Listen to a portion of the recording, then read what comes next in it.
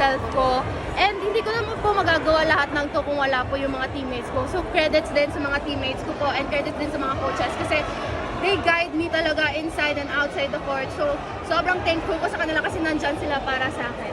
Ano lang feeling na ma-realize yung dream mo na maglaro para sa bahay tapos ito napakarami na sumusuporta? Sobrang nakakatuwa po. As in parang pagpasok ko dito, grabe talaga.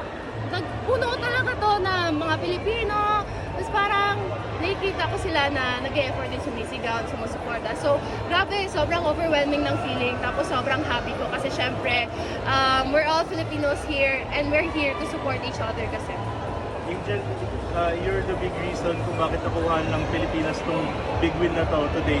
So parang ano lang masasabi mo about that? I think, hindi naman ako yung big reason. The big reason talaga na nakuha namin yung win na to is yung teamwork.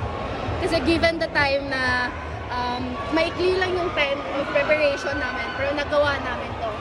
Which is led by the coaches and Ate Gia talaga.